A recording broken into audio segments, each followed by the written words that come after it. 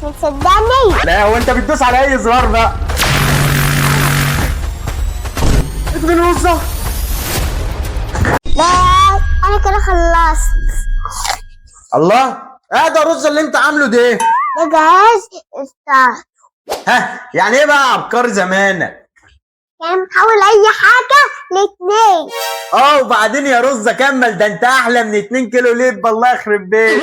ايه عليا ومش متصدقني؟ ومين يا ابني يصدق الكلام الهبل دوت؟ ده ابوك لو سمعك هيوديك مستشفى المجانين. خلاص هيجرب وصدق. يلا بينا، خلي لي بقى ايه ال 100 جنيه ديت 200. عينيا. يخرب بيتها كده رزة، ده بجد. عشان تصدق. ده احنا هنعمل مصلحة حلوة اوي. مصلحة ايه؟ ما تجرب لنا الجهاز ده على اي حاجة تاني كده، ولا اقول لك هات انا هجرب. خد بس خلي بالك. هات ياضي وانا صغير. الله، هو انت بتدوس على اي زرار بقى؟ بسم الله الرحمن الرحيم. انت مين؟ انا رزة. يا نهار مش فايت، اطلع منكم رزة ازاي انا دلوقتي؟ انا لزة اسكت يلا. انا لزة مسدوسة عاطف. دماغي، اصدق مين فيكم دلوقتي؟ ولا العظيم اني لزة.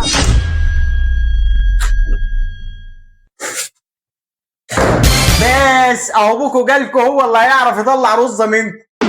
ما قلت لك اسكت ياض. مش عايز لك كتير. ازيكم يا عيال، عاملين ايه؟ الحمد لله. بسم الله الرحمن الرحيم. ادمن رزة.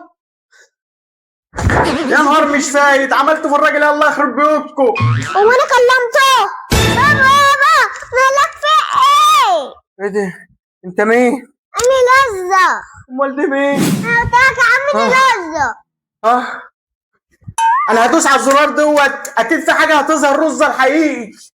لا اوعى تدوق.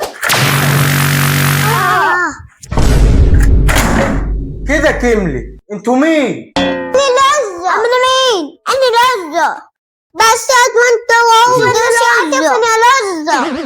يلا بينا، انا هسيب الناس تطلع مين رزة فيكم، وبالمره يعملوا لايك واشتراك، واستنوا الفيديو الجاي عشان يعرفوا مين رزة بالظبط.